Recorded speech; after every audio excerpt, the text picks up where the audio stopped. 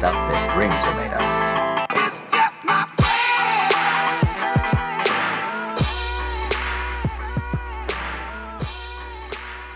Was that, and at the same time, San Jose is hugely. I mean, San Jose is Central Valley, so it's hugely Latino. Oh yeah, So it's that same attitude. absolutely.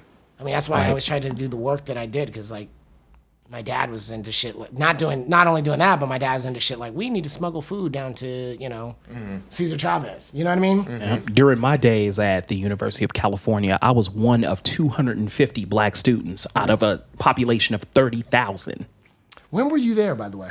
From 96 to 99. Did you ever go to any parties, like hip hop parties? Hell no. I didn't have no time, man. Okay, that's why you have good grade. But you knew of them? All of them. So all the like the black frat parties? All of them. Every time there was like a hip hop show, that was me. That was me booking a hip hop show. Not a shock. Yeah, I went from, or when you walk down Telegraph Ave? And the guys selling tapes? Yeah. Those, yes. Yep. Yep. Right off University. Not even that far. No. Telegraph and Durant. Oh, Durant. Okay, yeah. Yeah, or okay. Telegraph in front of Amoeba. That's when we really moved. Gotcha. You know, during my day, it was super thick over at Rasputin's. Yes. And then the dorms up the hill. Yes. Right, Yep. and then down the hill, Roachdale. Yep. Roachdale. All the way up to Strawberry Canyon. Did you know my boy Kirby? Kirby what? Kirby Dominic. Dreadlocks, one eye. I don't know. I don't think so. Think so. Economics major, but he had this thing. Oh, then absolutely not, because you got to keep in mind, I was in the dungeon. Right. Yeah, he had this thing called the Dominant Pimping Coalition. He used to throw like the West Coast Freaknik, but yeah. Okay.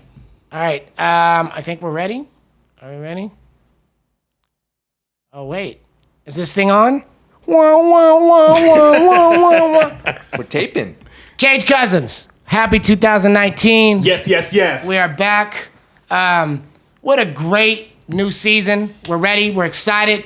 We've changed some things up. We try to keep our training fresh and new. Sort of.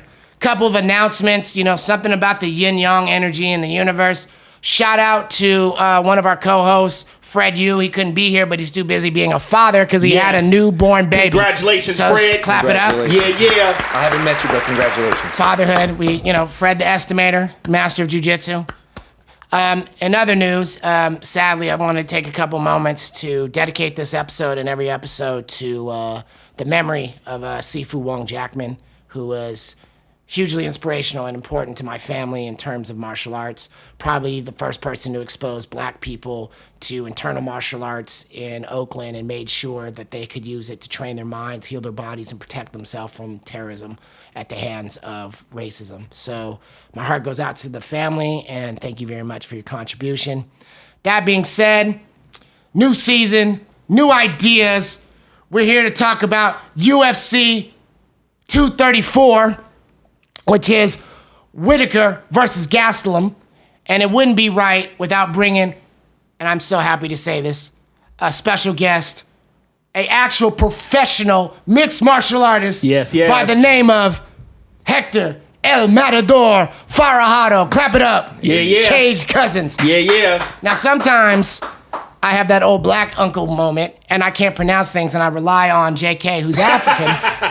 And because he's from Africa, he could speak 6 languages, and because you're Latino and Chicano, you could speak 6 languages. But us ignorant Americans who are educated here, I can do this. Hector is from the Bay Area, grew up in the East Palo Alto area. Affirmative. Came out of the San Jose State judo program. Yep. Which is near and dear to our heart because we have a fellow judoka in the house. Yes. And then found himself in the MMA. Spent a lot of time at the notorious and lovely Sancho School of Kung Lee. Mm-hmm. Then went to Rogue Empire, which is a great program over in East Palo Alto teaching kids MMA. And has got himself into a bit of a trouble now that he is premiering as a 1-0 record as a professional MMA in what league? Well, my next fight's going to be over at Combate Americas out in February 22nd in Fresno. And Cage Cousins, you can catch that on UFC's Fight Pass. If you want to catch it in Spanish, Univision, it's going to be nationally televised. And DAZN also will be streaming it as well. So all eyes on me. Lovely. There you Lovely. go. Normally, Flow Combat carries these fights as well. Are they carrying this one? Not this one, no. Not this one? No. Okay. As far as I know, exclusively Extreme through DAZN and Univision. So Okay. all the Spanish speakers are going to be There you go, representing. Yeah, exactly. Which is great. I mean, I always make this joke that the two biggest sports in the world are soccer and MMA, right? Because they cater to the poor man, right? Yeah. For you, how did you, now that you're here at this career, now you've seen this passion, how did you get here? How did you get to being a mixed martial artist professional? Man, it was a long journey, to be honest. Went through college. It wasn't really on my radar when I went into San Jose State. I didn't even know what mixed martial arts was. I was primarily a boxing head, traditionally, through my family. Right. So, yeah. So when the debates came on what was safer, MMA or boxing, I was always like, oh, boxing, of course, boxing. Right. So I had no clue whatsoever about really martial arts in general. And then I took a PE judo class, and it just went from there. I got hooked on martial arts. It was actually funny. There were quite a few people in that class that were that knew a bunch of guys at AKA, and at the time, like, they were listing off names like, John Fitch, Koscheck. Oh, I know Koscheck, and I'm sitting there in class wondering, who's this? Who's that? Right. And that kind of got me sparked a little bit, because I started putting faces to all these names as I started going to events and whatnot. Then I saw my first UFC fight, UFC 87. Fitch and GSP, and then I was kind of like watching, like, oh my gosh, I've heard of that. Oh, I know that guy. Like, I know who that guy is. Right. And then it just started climbing from there. I started getting more knowledgeable in MMA, but I was purely focused on judo. And then graduating out of San Jose State, for me, judo was never natural for me, since judo, I started so late. Yeah. Starting so late, and then I mean, going into such a good program, San Jose State's an Olympic training center. Yeah. Everybody there was aimed for the Olympics. Everybody was, doing international tournaments. And I was hanging in there with a lot of the best. But for me, it didn't light my fire. It didn't really light the fire. Like, I knew, for me, the goal was not to go to the Olympics. Like, it wasn't like, oh, I'm going to go to the Olympics or whatnot. That wasn't on my radar. I was realistic. But seeing MMA and seeing it more and more and seeing it as it grew, I was kind of like, this is kind of the sport for me. Like, I think this might be the way.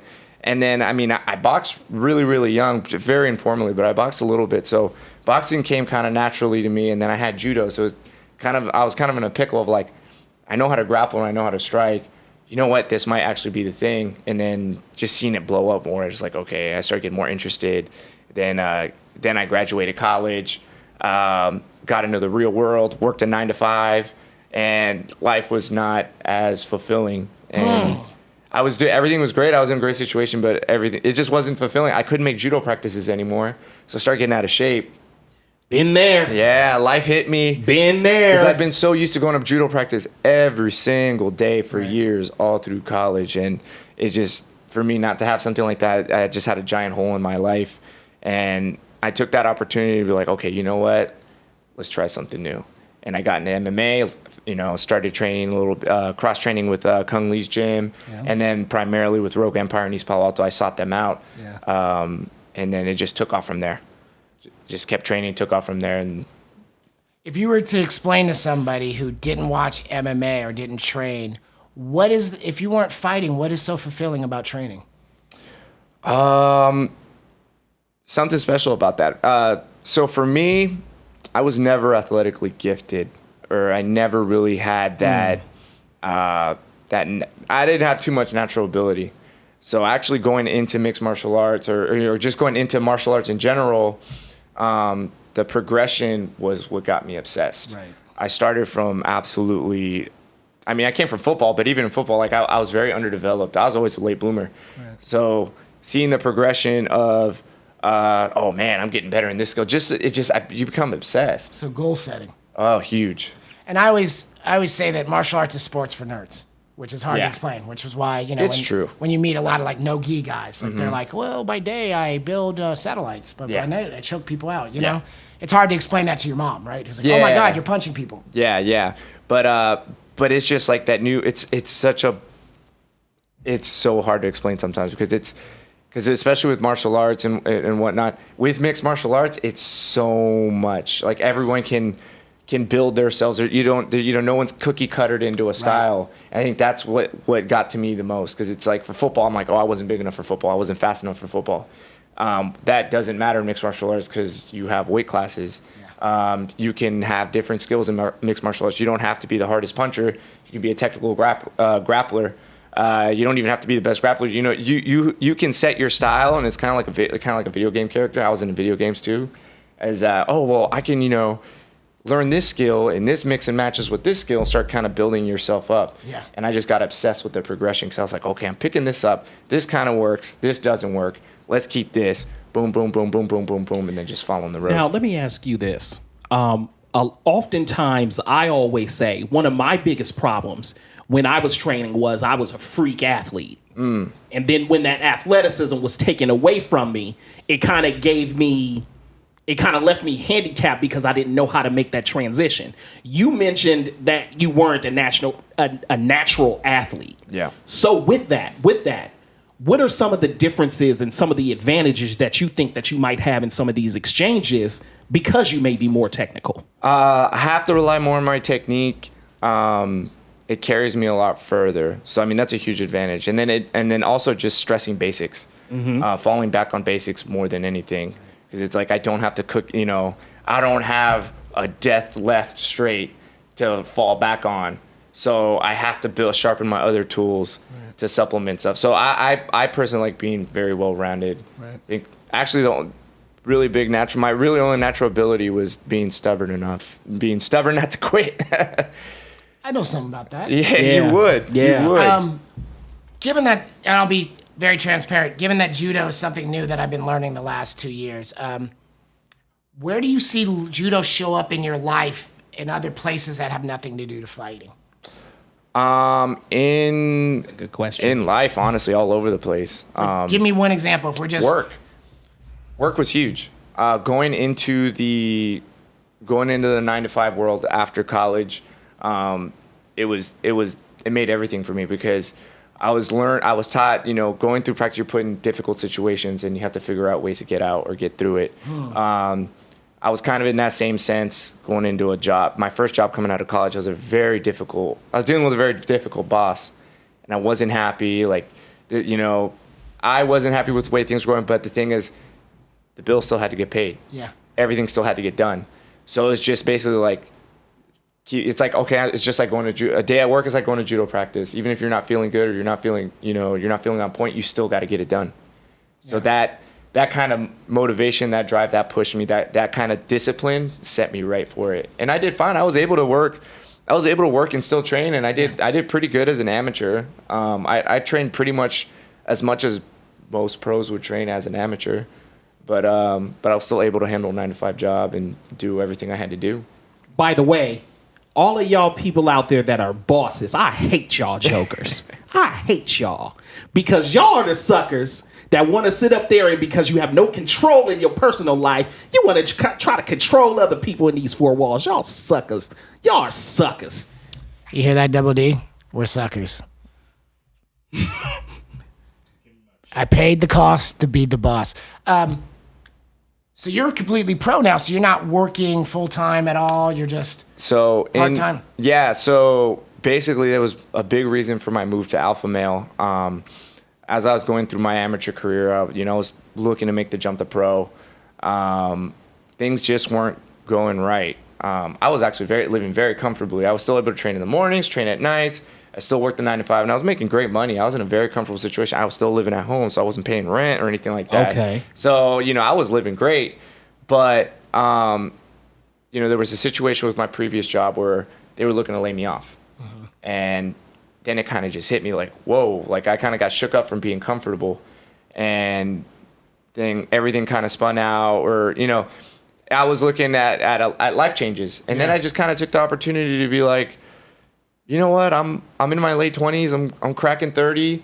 Why not roll the dice and go all the way in? That's one thing I've always done since judo. I've always put my studies and work and still made it to practice. But I'm like, what happens if I flip it the other way around? Right.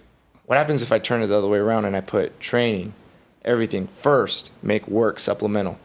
And that's exactly how I took it. I was like, you know what? The situation opened up for me to move to alpha male. Great. So I'm still working. Yeah. I got to pay the bills, but And are you staying up in the dorms up there? no. or- So I'm living with Committed. one of the coaches. Great, I'm okay. out there. So Great. which is perfect. He's my head cornerman. Great. So he's also my mid holder. So I get a lot of work with him, and Great. we get to chop it up. I'm living it 24/7. And then Sacramento, take care of my boy. Yeah, they've been doing a great job. Good. So I basically get to, first half of the day, I get to train, get that Yeah. out of the way. Yeah. I'm fresh. I get to go in there and just, prioritize my training. And then after that, I go right to work. I work for the rest of the day, and I'm usually fine because I'm kind of crazy like that where if I don't train, it screws up my day. It really jacks my day up. So it's great that I get to do that first, train hard, get all that done for the day, and then the rest of the day I got to go show up and work. Now, let me ask you this then.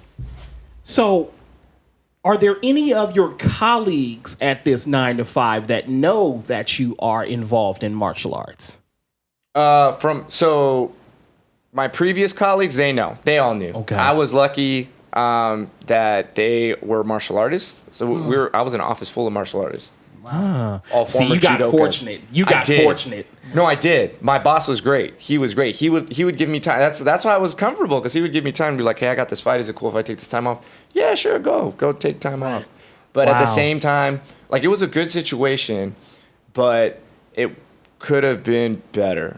Right. You know what I mean? could I'm just always saying, be better. if Yeah. you're going for amateur wise, it was great. It was perfect. I think I was trending in the right direction, but it wasn't trending fast. And for me, I'm like, look, if I'm going to do this professionally, if I'm going to do this right, then it has to be 100%. I have to, it's professional. The pro fighting has to come first.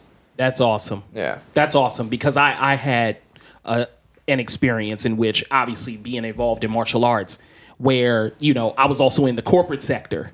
So, they kind of frowned upon that thing where I'm Yeah. like, okay, well, you know what? I got to take this flight over to Florida to go catch this fight. Yeah. And they just look at me like I was crazy. So, I did catch a little bit of heat because my previous employer was like, "Hey, I'm getting the vibe that you're taking training over your work," and that's kind of a like you're more because it was a sales job, so it's like I need you to be more of a go getter. You got to be more of a go getter with your which makes sense. It's a sales job. But see, you see what I mean? What about these bosses? You see what I mean?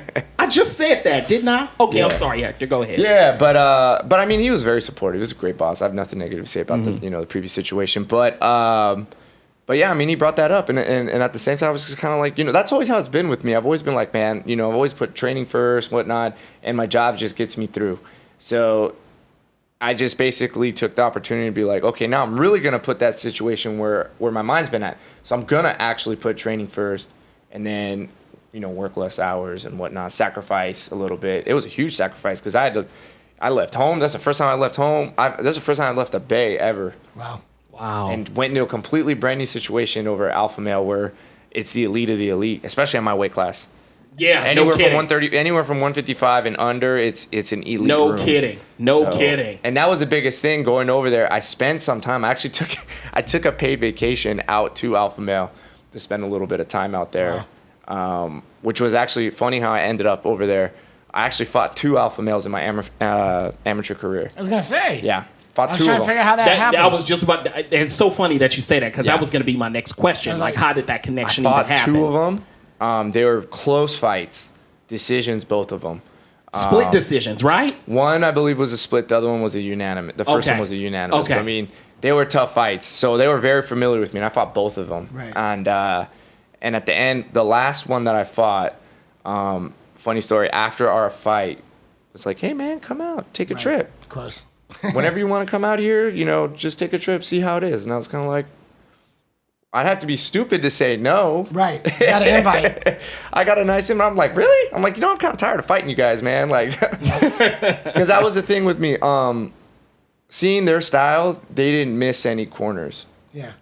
They did the best job of blending everything. I was always a step behind because I was a good striker, I was a good grappler, but the in between was what I was missing. Transitions. The transitioning was Got a it. big problem. for me, and that's why they were always like slightly a step ahead. And I was kind of like, man, that camp is set up so great. And the thing that I loved about it, it was very, very, very familiar to how San Jose State kind of runs their same style. Right. Same style. No matter what happens, you show up every day, the work is set, and everything produces from there. Right. All I got to do is show up. Right. And the work is put in. So I took the time to go out there, took the time to spend a week out there, and I loved it. And then shortly after, I was like, oh, I'm moving out here.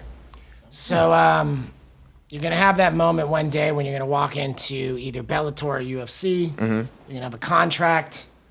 You're going to ask the great super producer, Double D, to pick out your walkout song because you know you can't trust those people at UFC. Oh, yeah.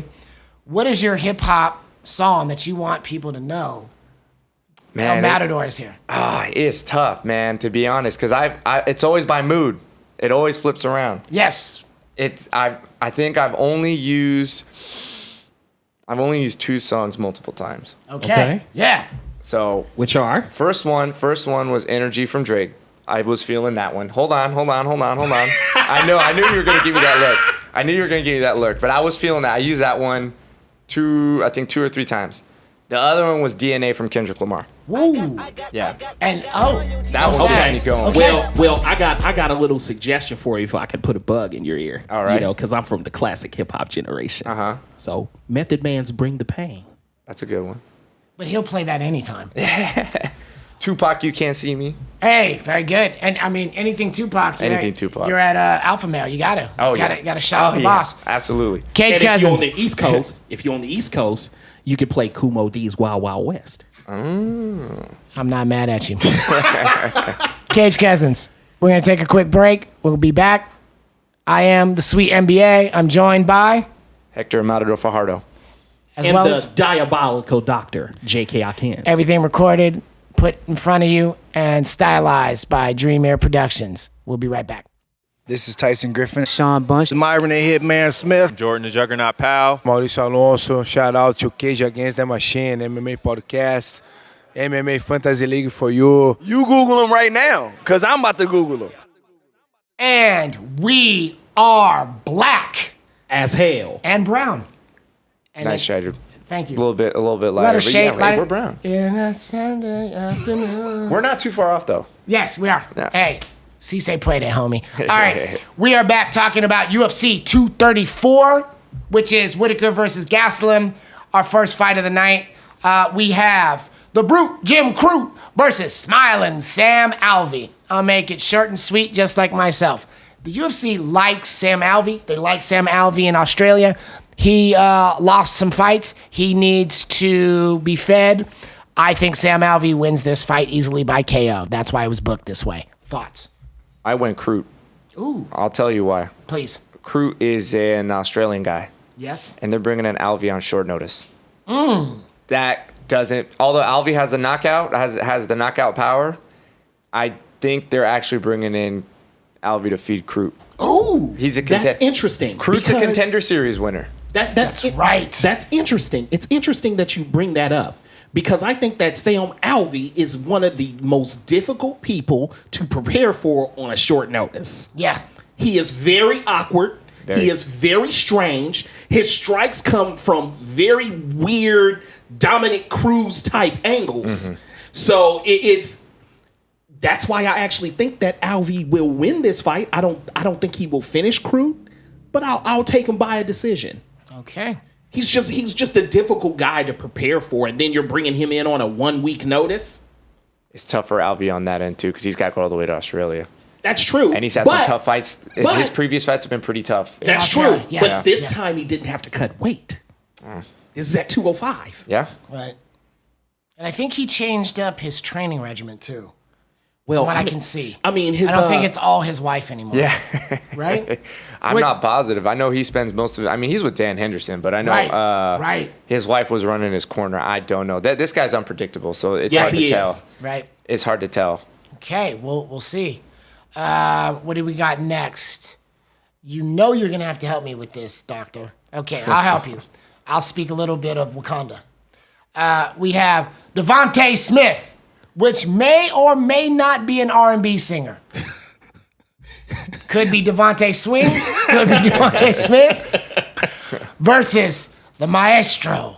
Young Hung Ma. Love you for that. Yeah. Love you for that pronunciation. I probably would have gotten Cantonese and ruined it, and I didn't mean to be offensive. I'm just ignorant. Well, Right. there you go. But I do love me some Korean barbecue. Oh. And like the nefarious J.K. Akins, I am from North Oakland. Which means what? Means on one side of the street it's Ethiopian, the other side is Jamaican, and the other side is Korean, right? Yeah, pretty much. Thank you very much. And then you go downtown and it's Chinese. Right, straight up. So Devontae is surfing on a very drippy, see what I did, young people? Speaking your language. Very drippy 5-win streak with his finishes. Now the maestro might even be a mirror image of his training partner at 155, who's also fighting in the prelims. His secret seems to come from provoking power punchers to overcommitting, and then he comes back with a disgusting counter that ends them. So this really comes down to me for Smith's confidence of understanding, can he just lay in the shots over and over again rather than going for the kill early. I believe this will be Smith by decision. I agree. I went Devontae Smith as well. He finished Julian Erosa. Yeah. His last fight, who is a veteran. You know, Juicy J, that guy can fight. Yeah. Dong Hyun Ma, I did kind of dig back on see if some of his past fights. He's kind of streaky. But I think this young lion over here, I think he's going to do it right. I like his hair. I mean, me personally, I'm just gonna be 100% brutally honest. Please. I see no point in this fight. Same. I literally see no point in this fight. Just for the hell of it, I'm gonna pick it as a draw because I'm that annoyed. But with that being said, Devontae Smith needs to be very careful with one particular thing. Ma comes from the Busan fight camp. Yep. Which is obviously the Korean Zombie, Young Kim. Yep. So what does that mean? Strong judo. So be careful if you get caught up in the clinch. Smith could be going for a ride or two. Well, strong jaw too, because think about it. You got Korean Zombie, Korean Superboy, all Exactly. those guys. How many of those guys have chins? Man, it seems like they never get knocked out. Insane chins. I also have a prediction. I think your boy Yair Rodriguez opened a can of worms. Oh yeah. If you use somebody's country's traditional style and you took it to the next level on them, their feelings are involved. So I bet you they're like, oh, let me show you what Taekwondo really can do. Yeah. Let me give you some backward side elbows that you never saw coming. I feel like they're like, no, you can't freak me on my stuff. It's like when Americans started choking out like Brazilian jiu-jitsu guys, and they're like, no, this is our style. Yeah. So, next fight coming up, we have Ronnie Yaya. versus Regis Simon, which is kind of funny because he kind of looks like the Filipino John Dodson. You can laugh at that. Speaking of Busan, Busan is DeShawn's least favorite map on Overwatch. Y'all can't see it right now, but DeShawn just yelled fact. And I see that they've created a Paris map, and we'll argue about that later. What can we say Busan about... is a dope city, by the way. I can't wait to go. Busan was featured in what major movie that came out a year ago today? Black Panther. You'll have to come back. Are you a Marvel fan? I am. You have to come back for our Marvel show. Oh, I'd love to. We do Avengers Marvel breakdowns. Oh, You'll have to come back. We'll love to have you. Captain America. Captain Marvel's next. Can't wait. I'm going to see that in a foreign country. I cannot believe it.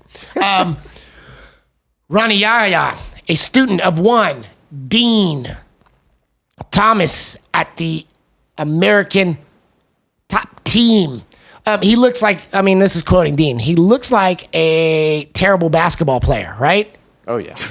Master jiu-jitsu guy. Yep. Scary jiu-jitsu. Yep. Very slick, academic, and he does what they call the basics, right? So if you think about the Nogueira brothers, Kron Gracie, sticking to the script, does amazing things with them. Ricky Simon, on the other hand, has been putting his hands through people. It's really hard for me to call this fight. I think Yaya by submission, but I think he's going to take a lot of damage. I agree. I think Ricky has a very forward style. He's not afraid to go forward at all. I think he's going to run into a submission from Yaya.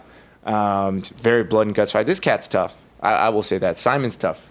Simon Simona, I forget how he likes to say it.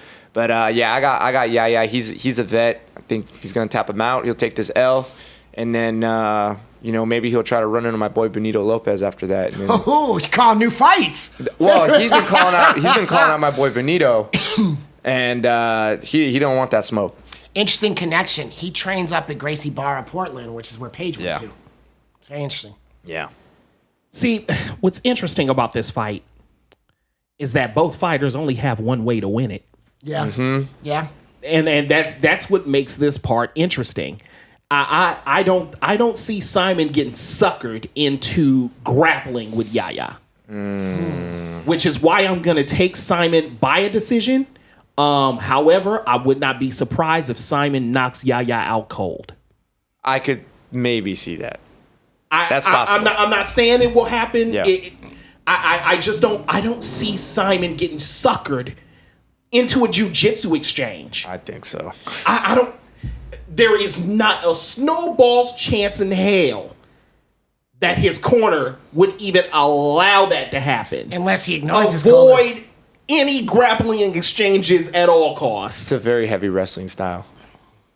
I think recently... I wouldn't even mess with it. I think recently we've seen good examples of people completely ignoring what their corners told them. Yeah, we have. Like, Justino Cyborg. Yeah, we have. And that's not a criticism because we know you love our show. Thank you. But we've seen this, right? Yeah, we have. So it's possible. I also feel like being from the camp that he's from, I feel like Simone. Yeah. Simon. I forget. I've heard it too, but I've heard him say Simone. I've heard Simon. It's one or the other. I feel like he wants to make a name for himself with his jiu-jitsu. I think we saw that with Chiesa trying to choking out Condit. I think that's a trap. If his ego is built into that, if he has that type of ego, yes, he could be suckered. I think you're right. If he just sticks to the game plan, he lines it up. But there's also a point of I also have huge amounts of confidence in Dean Thomas's striking as a coach. And I do agree with that. Okay. But the bottom line is Yaya's hands just aren't there. And they're just not. And you just can't pick up those hands yet. No. Not at his age. No. He doesn't have to if he taps him. Yeah, you're 100% right. And that's what makes this fight interesting because they both only have one way to win it. Yeah. Which is harder to learn? Kickboxing or pure boxing? Ooh, wow. That depends on the person. So if you're a grappler, right? You're starting with just grappling, right? Okay? And now you're learning your striking arts. If we have two options, you have, option A, option B. I can start you with kickboxing, or start you with boxing. Which is going to be harder to get the fundamentals and be proficient at quickly? I think I would say probably kickboxing, I would say. Yeah. Only because with kickboxing, it would be harder. It's more difficult to blend the combinations. More to worry about too. Yeah. There's much more and also becoming fluid at those combinations. Yeah. So I guess I would take kickboxing as being more difficult. I guess I would. The thing is that with boxing though, it's easier to become it's also easier to become more crisp. Yes. With your hands And efficient. and more efficient with your hands than it is with kickboxing. Yeah, I second that. I also see that with a lot of grapplers, they get addicted to the touching somebody. They have a knockout. Oh They have a yeah. second knockout. Oh yeah. You And get a now knockout. Now they Yeah. be convinced themselves they're knockout artists. Yeah. Yeah. And that's That where they does stay. happen. That does as opposed to an example, and I'm not just trying to butter up the doctor. One of his favorite fighters, probably his favorite fighter, Tyron Woodley, Yeah. knows he's a wrestler, right? He's got the disgusting hands, right? He's got the kickboxing, but he knows but he still spends his 6 hours with Askren. And you know what? A lot of that, especially using Tyron Woodley as an example. Yeah. And he has the same problem that I had when I was a young man, being a freak athlete. Okay. And when you're a freak athlete and things come naturally to you, sometimes you kind of get off kilter with your technique. I'll give you an even better example than Woodley. Aaron Pico. I was trying not to go there. Aaron. Oh, I guess you can bring that up because that's sort of like the enemy camp. I get it. That's fair. But it's also Shots fired. But it's also it's deeply I guess we can talk about this now. It's Absolutely. deeply problematic because when TJ opens his mouth, I can't. I can't. But his respect for his lineage, right? His respect for Dwayne Bang and his respect for Boss Rutan. Yeah. I don't see a lot of people have that same respect to martial arts. Yeah. And also his respect for Bay Area's own Mark Munoz, right? Yeah. In terms of wrestling. Yeah. You don't hear guys talk about their teachers that way. He's like, you cannot pull him away from his guys. Yeah, definitely. But when you start calling yourself the GOAT, you're guaranteeing you're going to lose. Yeah, you're setting yourself up for failure. Yeah. Let other people call you the GOAT. Don't call yourself that. Or don't let anybody call you the GOAT, you know? Yeah. I mean, Sorry, I had something in my throat. I mean, it's sort of like something happened there. It reminds me of a 20th century philosopher signed to the corporation Rockefeller by the name of Beanie Siegel. F that. Y'all told Mac to rap, right? Mm-hmm. Beanie Siegel was one of the best, we would agree. Yeah. But you never hear Beanie Siegel go, I'm the best rapper. No. His attitude has always been, no, I'm a very good drug dealer bully. You said I was good at rapping. And I feel like that was what happened. That Pico thing also turned me off with that post-interview. He was like, well, maybe if you give me less competition, I'm going to have to hurt them. Yeah, there's some character problems down there. Yeah. There's some character problems. And TJ told a very nice story about how, the people at Alpha Male are here to hurt people and they're bad, but you're kind of showing your character. Do you think that was an early stoppage? Oh, for the TJ fight? Yeah. So I get that question asked a lot. Yeah. And for me personally, I'm right on that line where when they stopped it, I wasn't like, oh, it was too early. I was like, okay, I'm okay with it. I was 100% okay with the fine with stoppage. the stoppage. I was 100% okay with the stoppage. If it would have been Absolutely. stopped a second or two earlier, then I would have been like, whoa, that was early. Right. But it got stopped right on the line. But I also wouldn't have been mad if they would have let it go either. So I'm right on the 100%. money. Was he gonna? I'm 100% okay So was with he gonna stoppage. recover? Unlikely. Tough to say. Unlikely. Tough to say. It's a Unlikely. coin flip at this Yeah. point. It's But very unlikely. The But I stoppage wasn't was mad. legitimate. I wasn't mad. The stoppage And was legitimate. I'm just thinking percentage-wise. Okay, I'm just doing possibilities. I'm walking this out. What was he gonna do? Okay, so he's already getting touched up. What was he gonna do? Shoot? And you're gonna That win was his against. best You're shot. gonna win Likely. against. You're gonna win against Cejudo. Cejudo was gonna choke Well, you out. never know. You never never know know. what can Yeah. happen because it's Okay. not like TJ Dillashaw is actually a slouch with that wrestling. Yeah. So I mean, you never know. Just like when a roided up John Jones took Daniel Cormier down. Right. You Right. never know what could happen. Right. True. I mean, although he MMA was on that wrestling is a stuff. different beast from Yes, traditional It wrestling. sure is. Just like any traditional martial art doesn't just the accolades from that martial art doesn't always translate over to mixed martial arts. Absolutely not. I have this theory that every system you only take 6 things and 2 principles. That's fair. Like obviously, boxing you can do all this stuff, but if you try to box a kickboxer, you're gonna get knocked out. Yeah, 100%. So you really just need to learn the 4 punches. Or get your front leg beat Beat the up. hell up. Yeah.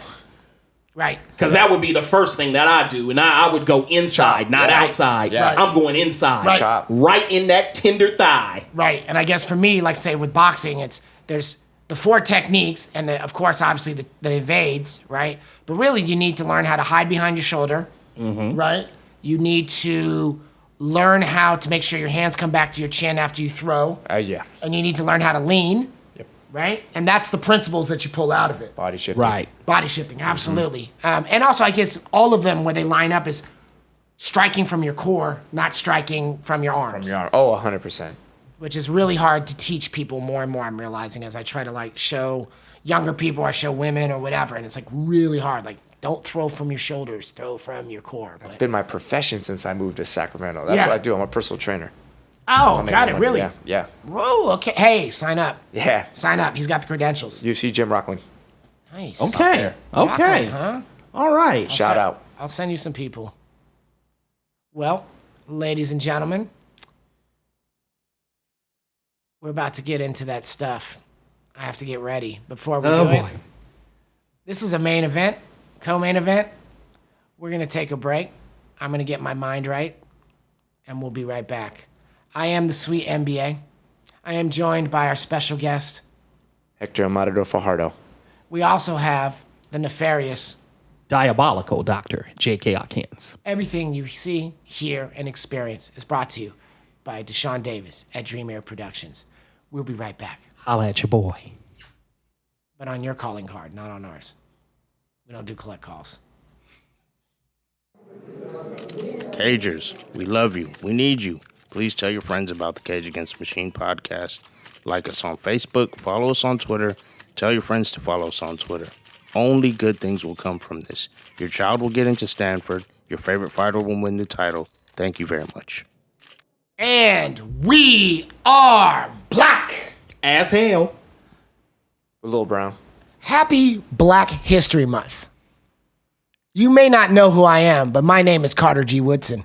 I started a 28-day celebration many years ago to make sure that you and people like you study your own history. Because if you know yourself, you can love others. Absolutely. And some people have even told me that I resemble Nat Turner. I actually have a picture of me with that. No, okay. Shouldn't be here. So, how do we step into this co-main event? This is going to be emotionally difficult for me. If you've watched this show for a while, you should know that there is one fighter above all fighters that SweetMBA idolizes and is inspired by and has defined the last 10 years of excellence for us. And I want to frame it as, if you think about it, it was 10 years ago that we had the famous fight in the Coliseum. The last time that we ever saw the UFC. UFC 117. In the wake of the first black president. Yep. That filled that arena and gave hope to people. That also put his gym in the heart of South Central LA to make sure that people had alternatives. And then they woke up one day and found out that their favorite fighter is the son of a Brazilian cop. But now, after spending some time, if you also have watched this show, you also know that I split my time between here, the United States, and the island of New Zealand. And if there's one fighter that has made me inspired about what the next 10 to 20 years has been, it is this next fighter. So if you're a fan of martial arts, if you're a martial artist, I heard this great quote. Let me go back to stealing information from Dean Thomas. But he's a brother, so I have to. There are 3 types of fighters. Let's figure, and I won't ask you what you are because I don't want you giving any tactics away to your enemies. There is the martial artists who are inspired by creativity. There is the athlete who is motivated by performance. And then there's the fighter who is out for blood. If you are into martial arts, if you're a fan of martial arts, if you see yourself as a martial artist, these two have to fight. You have to have this question answered. This question had to be answered years ago. We had to know who would win between these two. In the same way that many years ago in Oakland, California, people needed to know who would win, Bruce Lee or Wong Jackman. But if you're searching for black excellence, these two cannot fight. They should be in the same camp. They should hand the torch. It's a very complicated, difficult issue. It's back to the question we often have when we're in the car. Did Ether versus Takeover raise the bar, or did it lower us into the swamp? Okay? Father Time waits for no man. We know this, especially in MMA. Peak MMA age is 36. And I will say this until I'm blue in the face.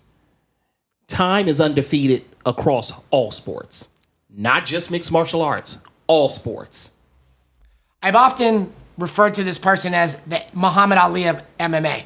But what worries me about that analogy is when you think about his fight to get back the belt and what it cost him. Anderson Silva has built an entire career based on saying, oh, is that the boundary? Is that the rule? Is that the limit you've given me and my people? I will defy that and show it to you. That's why we love him.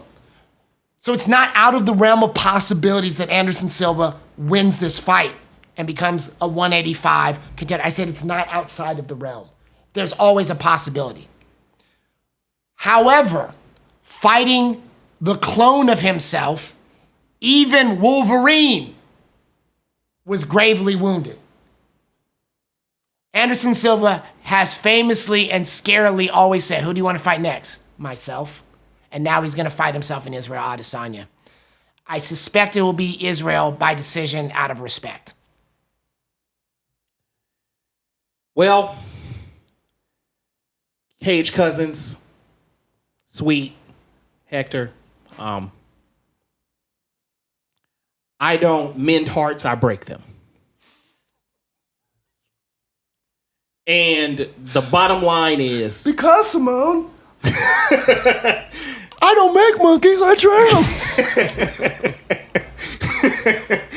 and the bottom line is...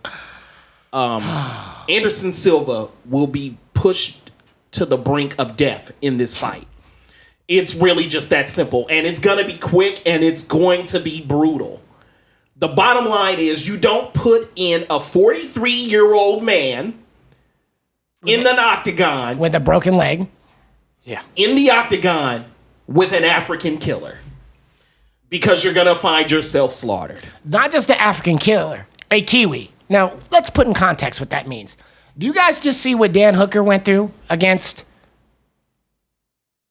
Yeah. Did you see, you saw that fight? I saw that. Was Barboza. That's the whole island, bro. Yeah. That's the whole island. Yeah. You saw what Alex Volkanovski went through? Yeah. That's the whole island. Why you have to go through that far? Why you got to go through Volkanovski for, man? The whole island has that attitude, like I'm not backing down. That's why true. they were the first country to end slavery. Hold up, but let's be clear. Let's be clear. Israel Adesanya is African. Let's Nigerian, yes. Nigerian. Let's be clear. Okay? They're tough as well. Just ask Usman. Right. I mean, they kind of got this interesting shout-out Hector, relationship. who do you have in this fight? I mean, This fight I got Izzy. Of course. Izzy Thump, baby. He's got it. I mean, I'll give it second round. I suspect he will Derek Brunson him or Daniel Cormier him. okay. I think he's going to do enough to win, but he's not trying to slay his hero.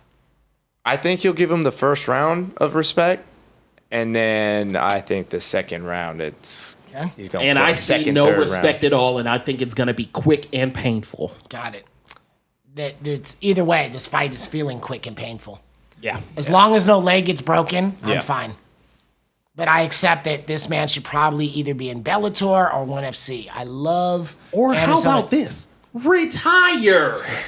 How about just retire? can't. Let it go. You can't. Let it go. You can't. Hang up the gloves. He's not going to hear It's you. done. He can't hear Over. you. Finish. He can't hear- Finito. He can't hear you. Bellator. It's over. Bellator will toss him a lot of cash. Too. Let me throw. A lot of but he's a cash. loyalty guy, so he's not going to betray Dana. Let me give you two other names that he hangs out with to think about: Roy Jones Jr. Mm-hmm.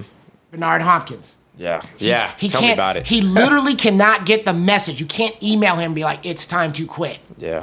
God could come down and be like, "Do you think you should do something else?" No, I mean, I want to inspire black children. How do I argue with that? I tell you how you argue with it.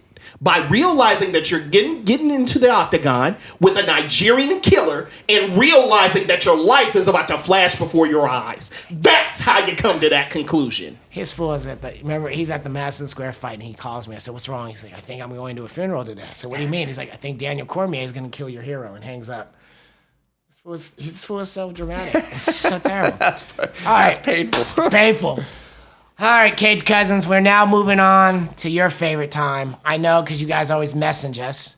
It is now time for... The main event of the evening. Oh yeah. Fighting! Out of the blue corner, a male hailing from Mexico by way of Yuma, Arizona.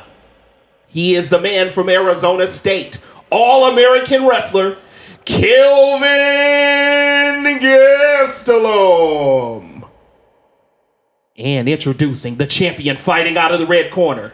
He is the man from Australia by the way of New Zealand. He is the middleweight champion of the world, ladies and gentlemen, Robert Whittaker. Bobby Knuckles all day, son. Second round KO. I have deep, deep respect for Mexican boxing. You watch Fightland? A little bit, yeah. Did you see the Mexican boxing episode? Man, Adon always told me about that one, but I didn't Incredible. actually watch it. Life changer. Yeah. Shout out to Adon. We Yeah. miss you. Yeah. Incredible episode. So I'm not going to sleep on Kelvin Gastelum's boxing. We've seen it. We saw him two-piece Bisbing. We saw him two-piece PED himself, TRT Vitor. He is no joke. But I feel that Whittaker's boxing, being that he is a Kiwi, is on some different stuff. I also think he's on some sneaky training that I won't give away. And I think we're going to see an amazing fight. It's not going to be exciting, but if you like martial arts, you're going to see something really cool. Thoughts? I'll give it a decision. I think he'll go the full 5. Okay. Gastelum's tough. Yes. Great boxing. Good wrestling. He's too tough for his own good. I think Robert's going to be the cleaner fighter. He's definitely I think he's going to win the rounds. Yes. But we all know he's tough too. You've seen those fights with Yoel where he's fought with his jacked up knee and all sorts of injuries, and Yoel couldn't get him out of there. And Yoel would clipped him with the same punch he hit Rockhold with, that he's ended people. And Bobby was like, yeah, wobble, I'll be back up. He's a scrapper. He's just be fine. not playing. But I think he wins. He'll take rounds. I think he'll take rounds and wear him out. Yep. Okay. Well, I see this fight completely different. Interesting. Gastelum is just too fast. He's just too fast for 185ers. He's just too fast. And the quickness in the hands will show up in this fight. I am taking Gastelum to win the middleweight championship of the world by KO. That is interesting to see. I retort that as far as Gastelum being quick and whatnot. Let's not forget. For 185ers, yes. Here's one thing, too. Let's not forget, what was Robert Whittaker fighting at? He was fighting at 170 as well. Yeah. That is true. He's got the speed. That is true. So that's kind of where I'm like, oh, well, they're both former 170-pounders moving up to, who are at 185. I agree. I think Robert's that kind of speed technique fighter. I don't think Kelvin's going to be faster than him, but I do agree he hits harder than him. I think he hits harder than Rob. Yeah. I see this as a freaky combination with Gastelum putting Whittaker down. I can see that too. I also think that Gastelum has a problem that a lot of boxers do, and that he's going to leave his chin open. Yeah. No, sure. Sure. And not for punches, for kicks. Sure. Yeah, sure. definitely. Sure. And I think the problem is we keep seeing this series with Rob where he keeps fighting Yoel, so we keep holding that to the last memory. And then here's another thing that I want to plug in. At some point, the injuries catch up with you. Yeah, fair. Yes, I agreed. agree. Agreed. At some point, the injuries catch up with you, and who knows injuries better than me? Right. True. But he's got a couple.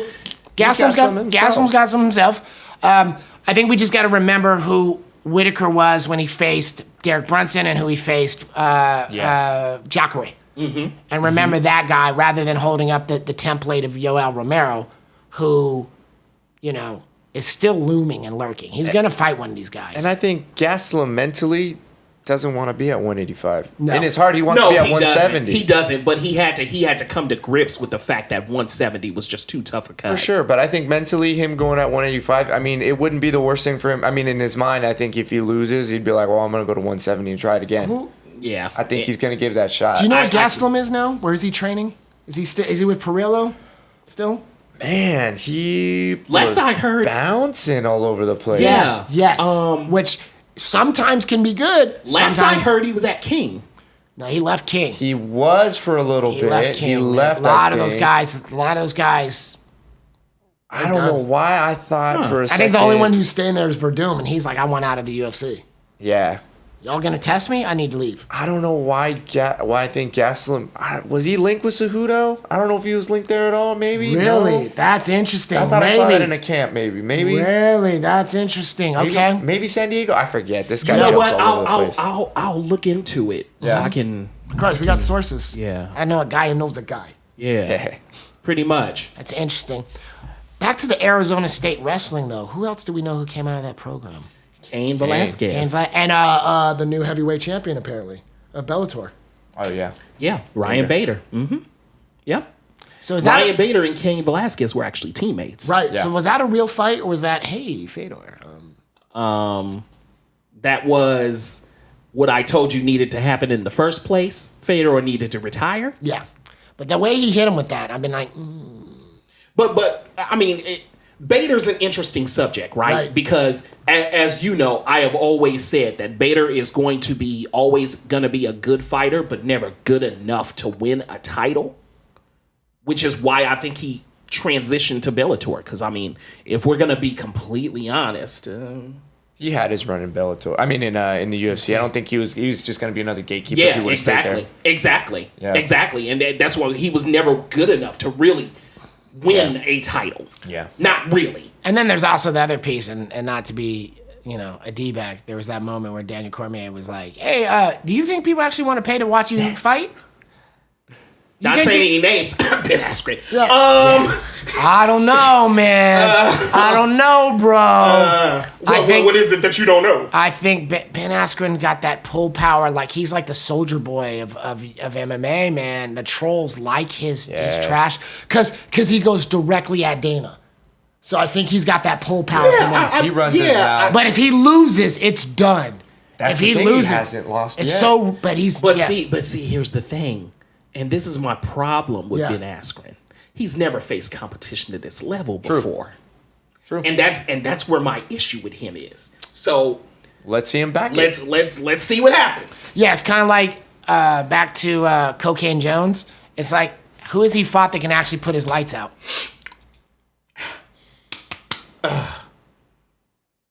Yeah, good question. Yeah. Well, he's fought Cormier, but he was roided But up. Cormier can't. Cormier wasn't a cripple you with a strike kind of guy.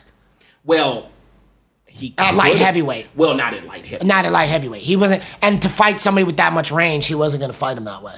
Right. Whereas, like, Jones never had to face Rumble, That's true. right? Glover He never, had punching power. yeah, but he took that shoulder out real quick.